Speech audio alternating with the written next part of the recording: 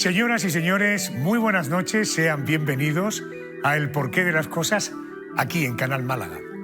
Dicen de nosotros los periodistas que tenemos un océano de conocimiento, pero con 1 centímetro de profundidad. Oiga, cada semana el reto que les planteo es seguir ampliando juntos ese océano, conociendo respuestas a cuestiones que seguramente desconocían. Cuestiones aparentemente tan sencillas como, por ejemplo, ¿por qué hay quienes defienden que no fue Cristóbal Colón quien descubrió América? ¿Por qué es tan bueno dejar de fumar? ¿O por qué se dice que el avestruz esconde la cabeza? Una más. ¿Por qué unos pimientos del Padrón pican y otros no? Ah, por cierto, ¿por qué los drones no pueden sobrevolar cualquier espacio, cualquier lugar? Señoras y señores, El Porqué de las Cosas, 39ª entrega.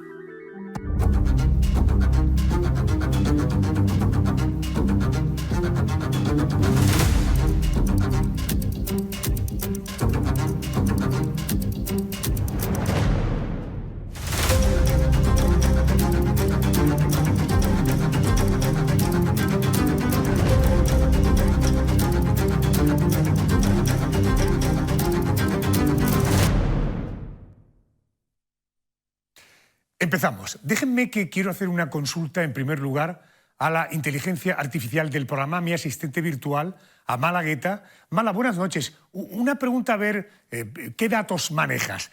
¿Quién fue Cristóbal Colón? Cristóbal Colón fue un navegante y explorador genovés que realizó 4 viajes en los que descubrió el continente americano, abriendo así la ruta marítima que unió Europa y América. Es conocido por haber llegado a América en 1492, creyendo haber llegado a las Indias Orientales, lo que llevó al inicio de la colonización europea del continente americano.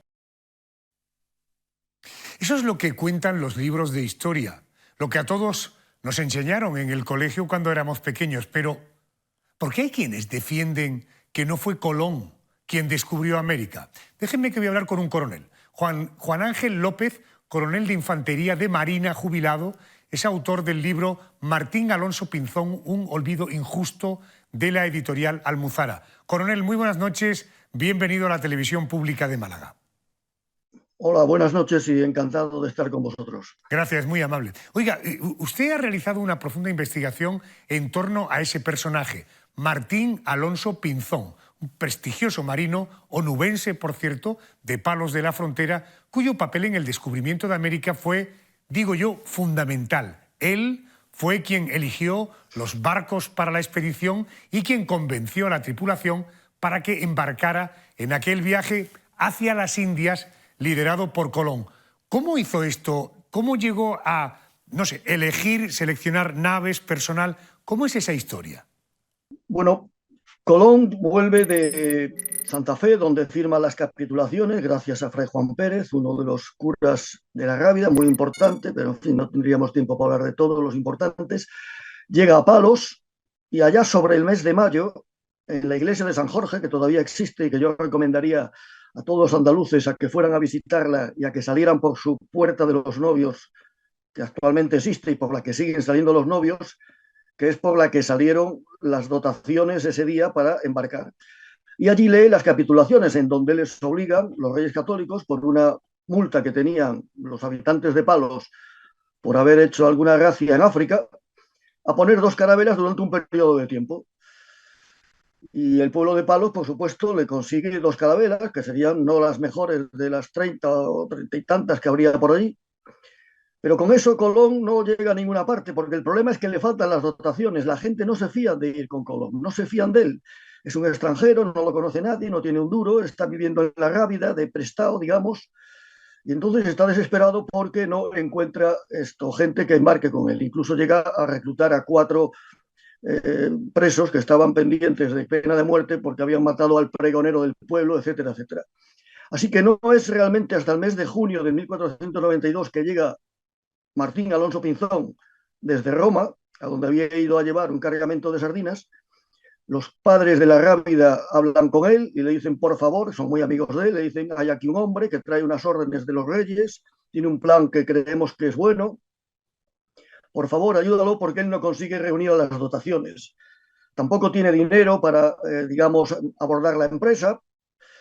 Entonces es Pinzón el que, a base de convencer a todos los habitantes dotaciones de palos, elegir las mejores carabelas, los mejores naos, las mejores carabelas, porque la nao realmente la elige Colón. Pues es entonces cuando consigue que Colón zarpe con la expedición. Es decir, que si no hubiera sido por Martín Alonso Pinzón, difícilmente hubiera salido la expedición del puerto de Palos. Coronel, apelando a su capacidad de síntesis, ¿cuánto costó la expedición y cuál fue la aportación de Pinzón en esa parte económica del viaje? Bueno, la expedición aproximadamente costó unos 2 millones de maravedíes de la época, que es una cantidad escasa, digamos poca, teniendo en cuenta que los reyes católicos se gastaron 16.400.000 maravedíes en comprar el puerto de Palos. De esos 2 millones, 1.140.000 lo puso la corona, 1 millón para la expedición y 140.000 para los sueldos de Colón, y el resto prácticamente lo puso Martín Alonso Pinzón o sus hermanos, dice el padre de las Casas, que es el mayor agiógrafo de Colón. Es decir, que es seguro que eso fue así. Y pusieron ese dinero, y además es posible que pusieran los 360.000 maravedíes que se supone que costó el alistamiento de las dos carabelas.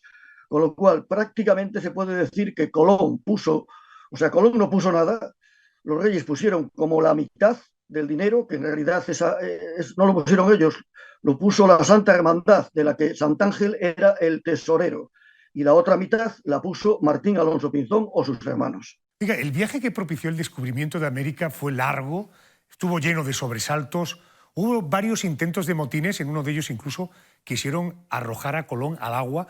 ¿Cuál fue la mediación de Martín Alonso Pinzón ante aquellos episodios de crispación entre la tripulación? Fue un elemento fundamental, ¿no?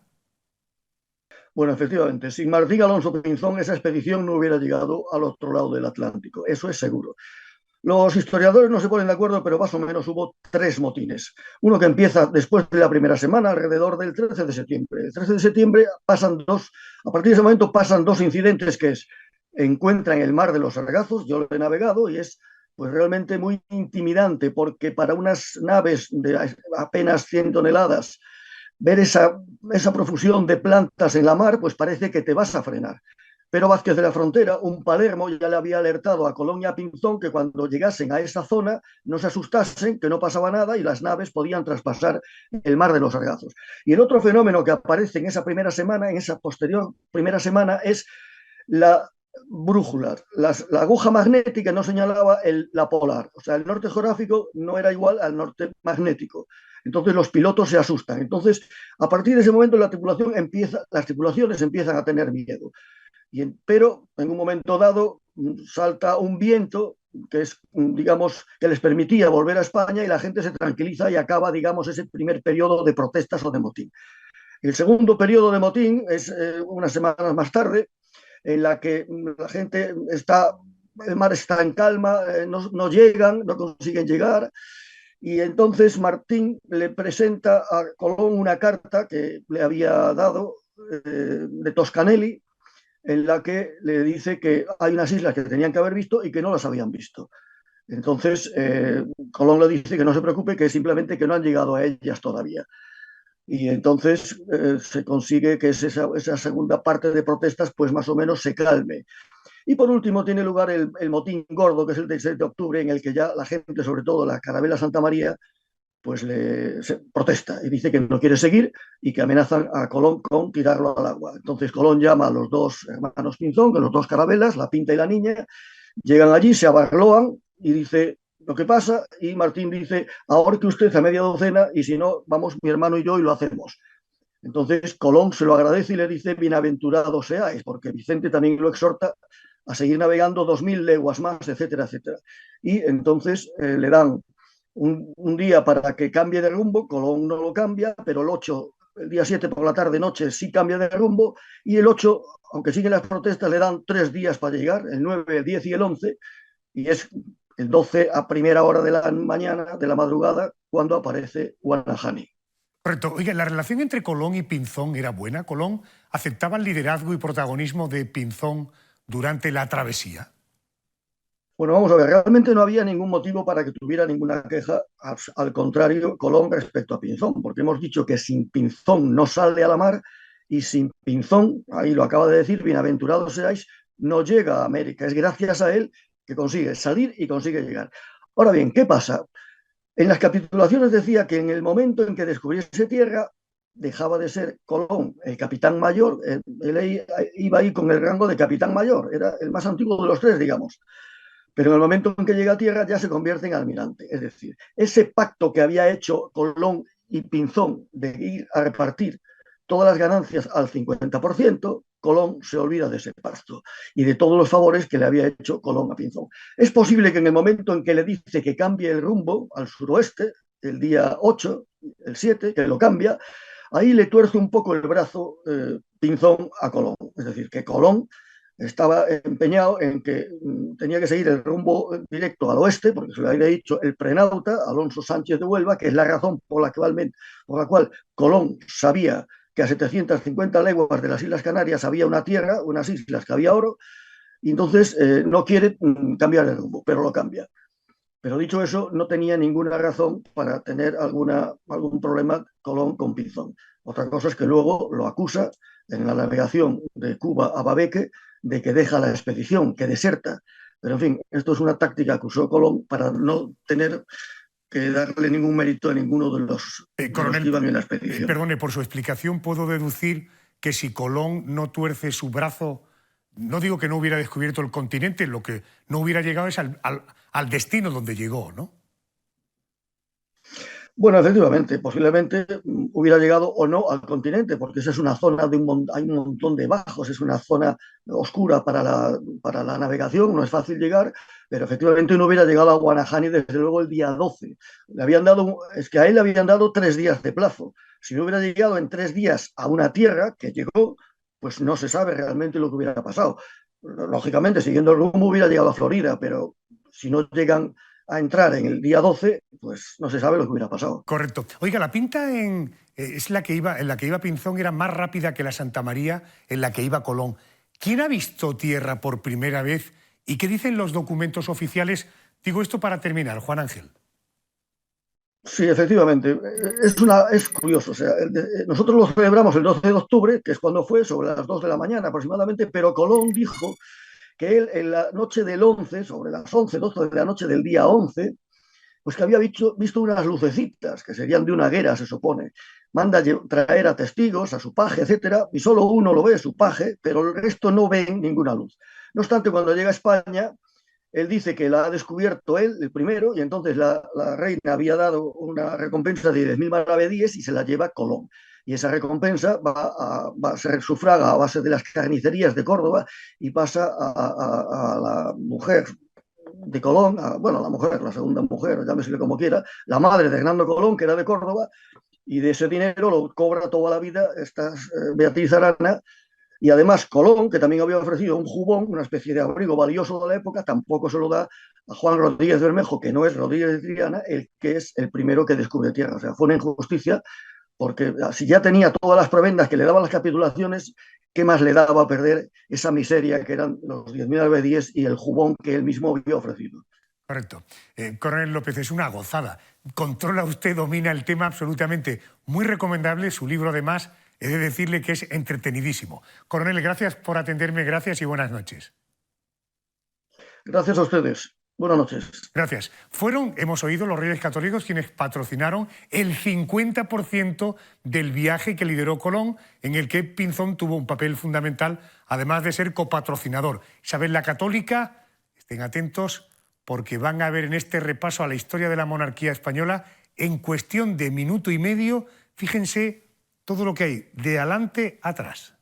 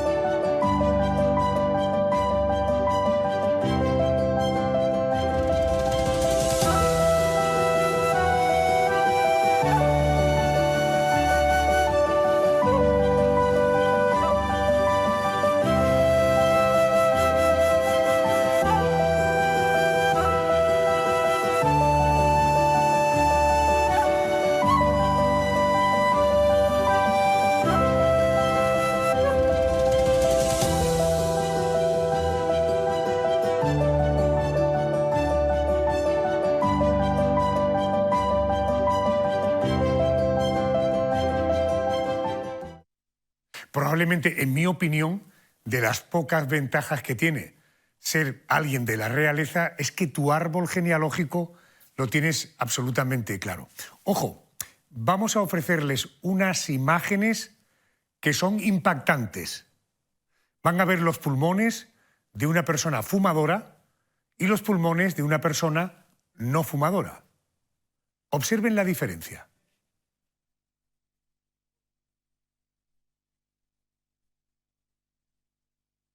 Fíjense. Una diferencia más que evidente sobre lo perjudicial que es el tabaco. Pero no solo para nuestros pulmones, sino que va mucho más allá. Por eso esta noche he citado a todo un experto para plantearle ¿por qué es tan bueno dejar de fumar? Ese experto es el neumólogo José Daniel Alcázar. Doctor Alcázar, muy buenas noches, bienvenido a la Televisión Pública de Málaga. Buenas noches, gracias por invitarme, es un placer. Gracias, doctor. A raíz de esas imágenes de las que hemos visto de los pulmones, le planteo una primera curiosidad. ¿Una persona que deje de fumar volverá a recuperar ese tono rojizo y saludable de los pulmones o ya nunca volverán a ser como eran antes de ser un fumador? Bueno, realmente el tono oscuro que adquiere el pulmón se basa un poco en el depósito de ceniza que ocurre mientras estamos fumando a lo largo de años. Eso no ocurre en una semana, ni en un mes, ni en un año. Son fruto de muchos años de depósito pulmonar. Nunca se recupera ese nuevo color. Podemos recuperar una mejor función, una mejor capacidad respiratoria, pero ese color, una vez se pierde, nunca se recupera. Oiga, vamos a ponernos en el caso de un fumador medio porque le voy a situar en diferentes circunstancias. Una persona que lleva años fumando entre 8 y 10 cigarrillos al día y que lo deja definitivamente. Voy a plantearle varias afirmaciones para que usted me confirme o desmienta y en todo caso argumente su respuesta, si es tan amable. Oiga, a las 12 horas, solo a las 12 horas de dejar el tabaco, la sangre comienza a oxigenarse. Y por cierto, ¿qué beneficios aporta a nuestra salud una sangre oxigenada si esto es realmente así? Bueno, cuando nosotros fumamos, estamos metiendo en el cuerpo monóxido de carbono. El monóxido de carbono compite con el oxígeno por unirse a la hemoglobina, que es la proteína que hay en los glóbulos rojos y que lleva a todas las partes de nuestro cuerpo el oxígeno. Si pasamos 12 horas sin fumar, el monóxido de carbono desaparece y la sangre vuelve a estar oxigenada. De cara al rendimiento físico, a hacer deporte, de cara a nuestra salud inmunológica, o sea, la predisposición a tener infecciones, de cara a la salud cardíaca, de nuestros vasos sanguíneos, incluso de la calidad del sueño.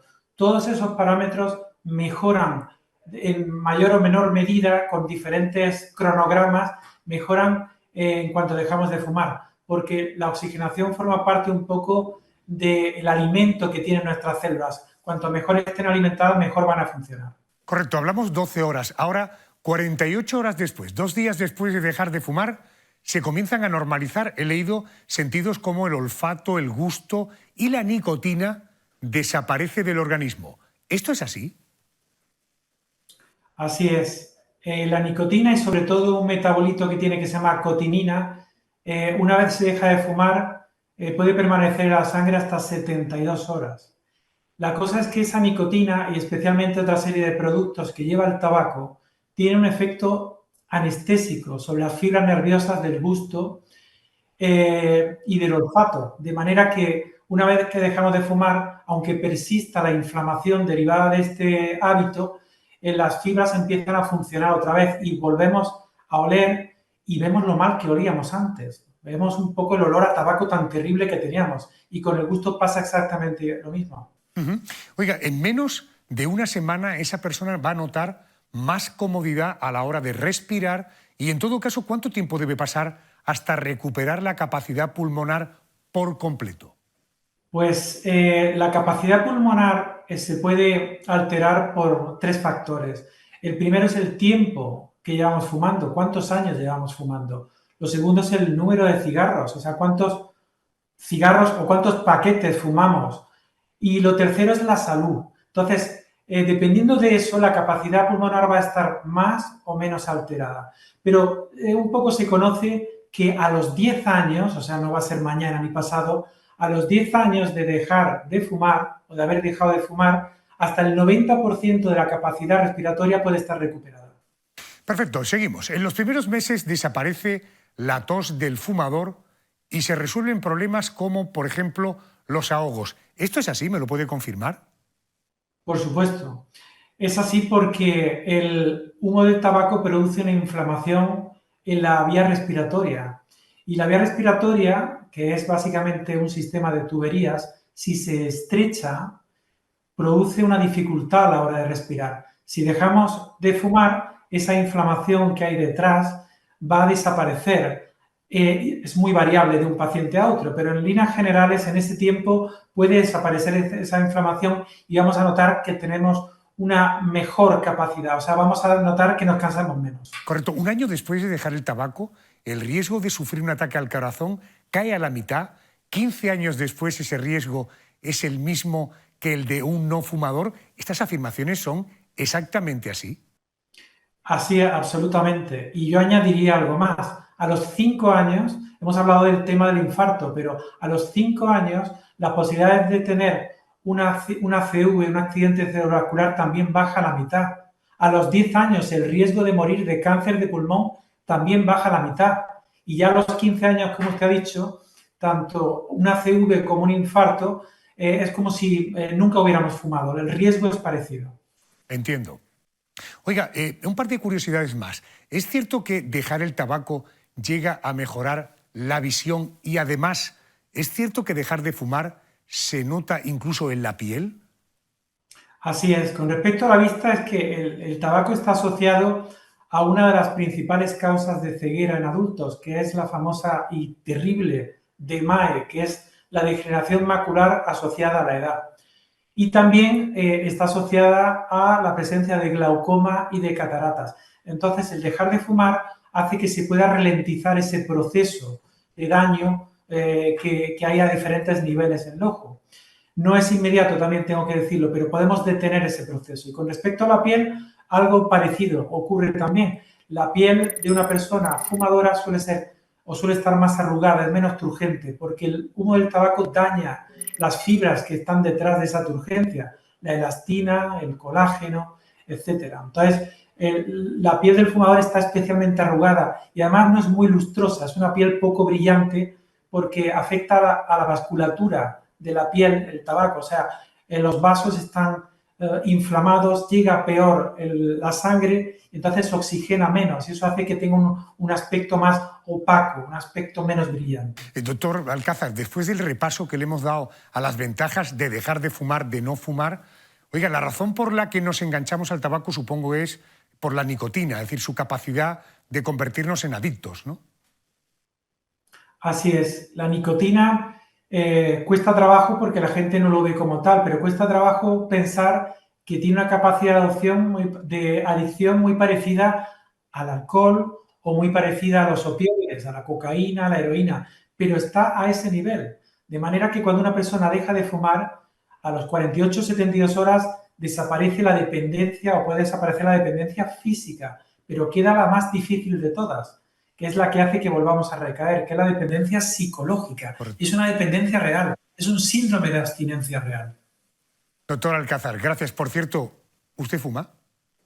He fumado. En el pasado fumé. Lo que pasa es que hay un conjunto de personas que nos sienta mal el tabaco, aunque lo hayamos intentado, pero nos sienta mal. A mí me sentaba muy mal, así que dejé de fumar. Muy bien, pues enhorabuena porque eso es una demostración de madurez personal y me alegro que usted, que tiene tan claros los perjuicios, efectivamente dé ejemplo no fumando. Doctor Alcázar, gracias y buenas noches. Ha sido un placer. Gracias. Enseguida vamos a entrar en el maravilloso mundo animal. Vamos a hablar de avestruces y nos vamos a ir hasta Mallorca. Pero antes vean a estos 3 gatos jugando con una tablet.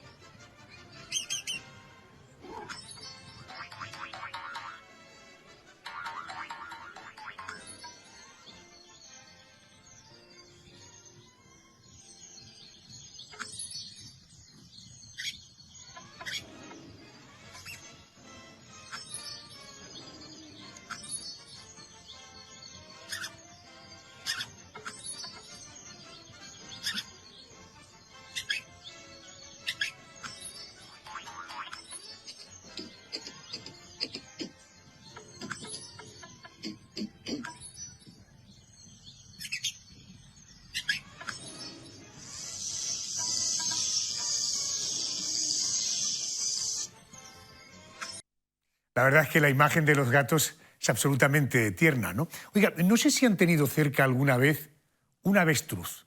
Si no es el caso, quizá no sean conscientes de los enormes que son estos animales. Un avestruz, y no de los más grandes, puede medir 2 metros. Esto que ven es una imagen a tamaño real. Es un animal enorme, del que sabemos, por ejemplo, que sus huevos son gigantes. Miden unos 15 centímetros de alto y su peso llega a rozar los 2 kilos. Que el sabor de esos huevos es muy parecido al de la gallina, aunque la yema es bastante más cremosa. Sabemos que el avestruz come insectos y pequeños animales, pero también come piedras y arena. Sabemos que a mediados de los 90 en España se vivió un boom con el negocio de las avestruces, que llegó a haber más de 1000 granjas repartidas por todo el país, aunque hoy solo sobreviven unas pocas. Y de estas aves se dice que esconden la cabeza en la tierra. ¿Y eso por qué es? Déjenme que les voy a presentar a Ohad Lufler, es gerente de Artestruz, que es una granja de avestruces ubicada en Mallorca. Ohad, muy buenas noches, bienvenido a la Televisión Pública de Málaga. Buenas noches, Adolfo, ¿cómo estás? Buenas noches. Oye, Ohad, ¿de dónde eres originario? Porque Ohad no parece un nombre muy castellano, ¿no? No, en absoluto no lo es. Yo nací en Sudáfrica, de ahí nuestra afición también por los avestruces, obviamente, pero mi nombre es de la Biblia, es israelí, y eso es debido a que mi padre es de Israel, mi madre es de Holanda. Bien, bueno, Israel, que no pasa por sus mejores momentos ahora. En fin, hablemos de las avestruces. Tú estás en Mallorca, ¿no? Exactamente, sí. Oye, ¿de dónde es originario el avestruz? ¿Dónde viven de manera salvaje? Pues mira, a día de hoy el avestruz realmente vive de manera salvaje en África. Es decir, lo vas a encontrar tanto en la costa este como oeste y franjas en toda África. Pero al ser más antiguo que los continentes, este animal ha vivido de forma salvaje en un montón de territorios. Llegaba desde África, prácticamente desde lo que conocemos como Sudáfrica hoy, hasta la China, y anteriormente pues ha vivido pues por todo prácticamente. ¿Los avestruces son aves? ¿Tienen alas? ¿Pero vuelan? Los avestruces no vuelan en absoluto.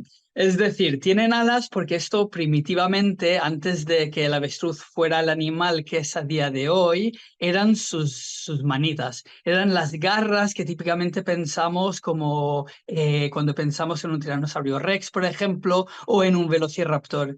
Estas manitas, a medida que el animal iba corriendo más rápido y más rápido, entonces se fueron yendo para atrás para ayudar a equilibrar al animal.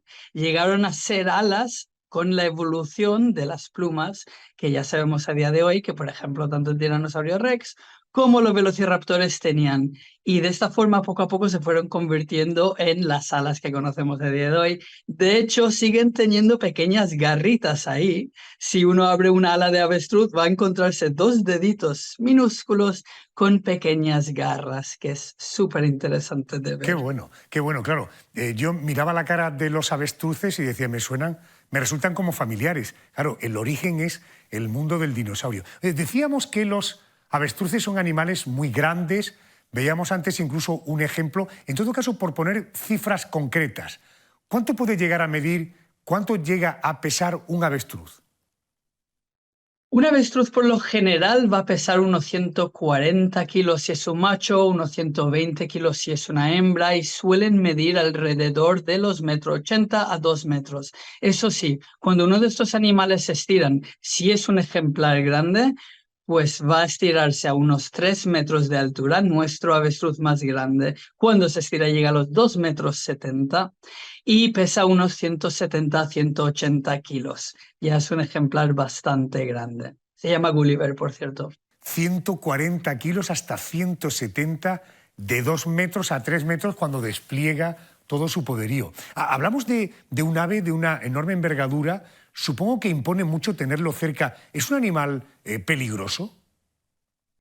Pues Es una pregunta con trampa, porque prácticamente el avestruz sí que es capaz de infligir muchísimo daño, por supuesto, porque ya acabamos de comentar su tamaño y su peso, y además es un animal muy territorial. Entonces, si uno entra en su territorio cuando están anidando, es muy posible que te ataque. Eso sí, suelen avisar de antemano, van a cantar, van a bailar, se van a hacer notar prácticamente. Si uno no escucha eh, que te está intentando prevenir de que entres en su territorio, ahí no dudará en atacar.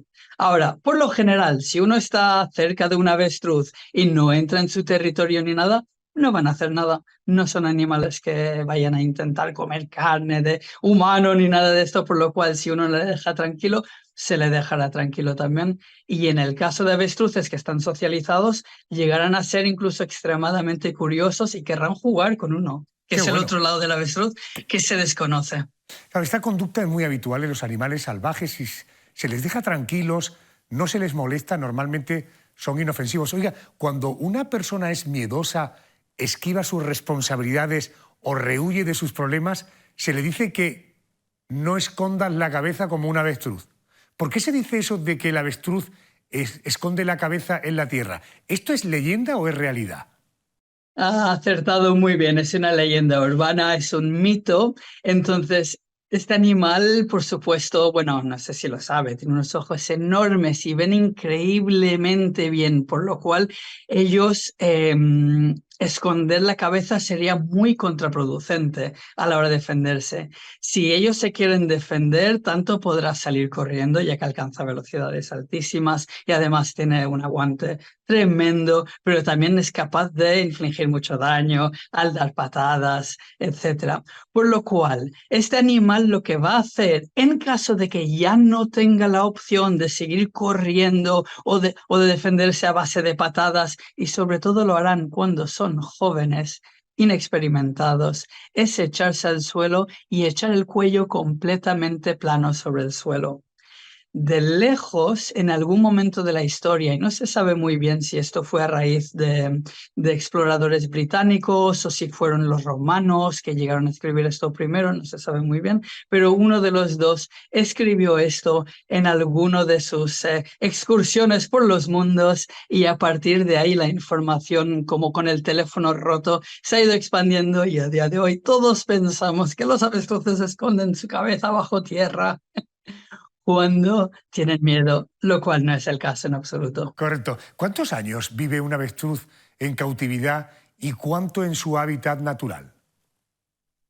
Nuestros avestruces, los mayores como Jaime o Pipo, tienen 28 años. Ellos vivirán en nuestra granja de unos 50, unos 60 años. En la naturaleza suele ser un poquito menos, ya que supone más estrés, hay menos acceso tanto a agua como a comida, y por lo general vivirán entre 30 y 40 años en libertad. Caramba, con Jaime, ¿no? Avestruz, perdón, Artestruz es una granja de avestruces que se encuentra en Mallorca, por eso nuestro invitado está en Mallorca. Si planeo una visita a Artestruz, ¿qué plan me proponen? ¿Qué cosas voy a poder ver allí, hacer? Y supongo que podré coger un buen trozo de pan y mojarlo en un huevo frito, ¿no? Eso sin dudarlo.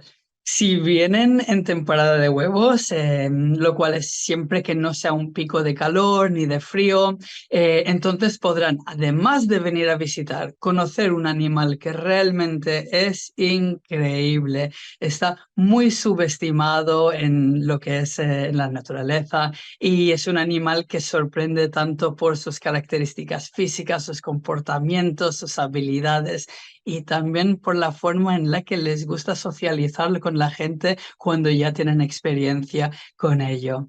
Entonces, aparte de hacer todo esto y alimentar a los avestruces, lo suyo sería reservar un enorme huevo frito, porque es una auténtica pasada mojar pan en esa yema cremosa y con sus patatitas fritas. ¡Mua!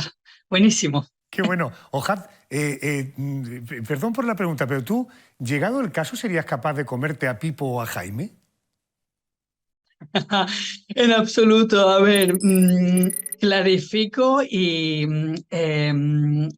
Realmente nosotros no nos dedicamos a lo que es la cría para comercializar la carne. Eso sí, yo como carne de avestruz. Yo soy, digamos, entre comillas, y lo intento decir con gracia, soy bastante hipócrita. Yo a los míos, yo los quiero muchísimo y me gusta acariciarlos y estar con ellos, y tras tanto, tanto, tanto tiempo con ellos no sería capaz de hacerlo. Eso sí. Yo como carne y también la carne de avestruz, entonces nosotros importamos carne y también comemos, pero de los nuestros no. Ojad, una pregunta, ¿a qué sabe la carne de avestruz? ¿Es parecida a...? Es mucho más parecido a la ternera que al pollo. Ajá. Es carne roja, tiene omega 3, tiene omega 6, tiene menos grasa que la pechuga de pollo o de pavo. Es como si fuese un entrecot, un pelín dulzón. Qué Está rico. buenísimo. Ojad, gracias por atenderme. Tu español está muy bien gestionado y además discurres por el idioma con una enorme simpatía. Gracias por atenderme y a cuidar mucho a Jaime, a Pipo y al resto de la familia. Muchísimas gracias, Adolfo. Gracias por ayudarnos a compartir un poquito nuestro mundo del avestruz. Gracias, buenas noches. Buenas noches. Chao. ¿Saben ustedes con qué pega mucho comer un buen huevo frito de avestruz? Con unos buenos pimientos del Padrón. Y si digo pimientos del Padrón, ustedes seguramente automáticamente han pensado y han recitado en su cabeza, unos pican y otros no. Oiga, ¿y por qué unos pican y otros no? Es el siguiente porqué de las cosas que vamos a descifrar y lo hacemos con la ayuda de Milagros González. Es presidenta del Consejo Regulador de la Denominación de Origen Pimientos de Herbón. Milagros, buenas noches y bienvenida a la Televisión Pública de Málaga. Hola, buenas noches. Buenas noches. Un placer. Por no despistar a nuestra audiencia, si miramos en el mapa, Padrón es un municipio de la provincia de La Coruña. En Padrón está la parroquia de Herbón y la denominación de origen no es de Padrón, sino de Herbón. ¿Por qué no me explica esto? Es decir, ¿cómo deberíamos llamar, por tanto, a los pimientos? ¿De Herbón o de Padrón? A ver, los que están acogidos a la denominación de origen son los auténticos pimientos de Padrón de aquí de Herbón. La cosa tiene su explicación. Los pimientos se dieron a conocer en todas partes, en toda España y fuera, por el extranjero, con el nombre de pimiento de Padrón. Porque al principio, las señoras de aquí, de la parroquia de Herbón, iban a vender a los mercados cercanos de Santiago de Compostela, de Vigo, Pontevedra, bueno, todas las... Cuando ellas le decían, ¿estos pimientos de dónde son? Ellas, si decían de Herbón, como es una aldea del municipio de Padrón, pues decían, a lo mejor no lo reconocen. Entonces decían siempre el nombre del ayuntamiento del municipio, decían de Padrón. Entonces los pimientos se hicieron famosos con el nombre de pimientos de Padrón. Luego este nombre fue conocido y alguien registró las semillas de pimientos de Padrón. Y nosotros, cuando nos pusimos a coger a la denominación de origen, el nombre de Padrón estaba cogido, entonces nosotros tuvimos que recurrir a los orígenes y poner pimientos de Herbón. Entonces, los pimientos que están acogidos a la denominación de origen son los auténticos de aquí. Los otros que hoy se producen fuera de España y por algunas partes de España, ahora le llaman pimiento que legalmente solo pueden decir pimiento tipo Padrón o tipo variedad Padrón, porque pimiento de Padrón no existe, porque de indica lugar, efectivamente, y no pueden decir que son de Padrón porque no lo son. Bueno, pues permítame, por favor, que esta noche yo pueda jugar con Padrón o Herbón. Estamos hablando de esos pimientos gallegos de pequeño tamaño, riquísimos, los conocemos todos. Oiga, ¿por qué unos pican y otros no? ¿Qué provoca ese picor al comerlos? Mira, la explicación es porque el pimiento nuestro es de origen mexicano. Cuando los franciscanos de esta parroquia, porque así llegaron aquí, fueron por los franciscanos que estaban en las misiones en América, trajeron los pimientos y son de origen de México. Es de un jalapeño, un pimiento picante. Entonces, el picante lo tienen ellos en su ADN, que es la capsaicina, que es lo que hace que el pimiento pique. Al principio, cuando los trajeron los franciscanos, los trajeron para hacer pimentón. Con ellos dejaban que el pimiento se madurase, se pusiese de color rojo, entonces los secaban, los bolían y hacían pimentón. Y más tarde fue cuando se pasó a consumir así como los conocemos ahora, que es un fruto inmaduro, le llamamos. Los coges recién creciditos, bueno, un tamaño pequeño, para que no pique. Pero alguno te puede salir picante, porque en el ADN tiene la casicina y hace que pique. Correcto. Esa es la explicación. Por tanto, la explicación es si el pimiento de Herbón o de Padrón lo dejáramos madurar un poquito más, todos terminarían picando. Oye, ¿por qué la mayoría de esos pequeños pimientos no pican y solo pican una pequeña proporción? La respuesta supongo que es porque se cogen de manera anticipada, ¿verdad? La cosa es que también influye muchísimo la temperatura. Cuando el pimiento se está formando en la flor, si hay picos de temperatura o muy altos o muy bajos, el pimiento sufre un pequeño estrés, que es una planta, es un ser vivo. Entonces hace que suelte más capsicina o no. Y ese es el porqué. ¿Cuál es la época del cultivo del pimiento de Herbón? La época de donde estamos en el mercado es a principios de mayo, empiezan a salir los primeros y rematamos a 30 de octubre. Porque es una cosa de estacional, claro, porque el clima aquí en Galicia no te acompaña como para poder producir pimientos todo el año.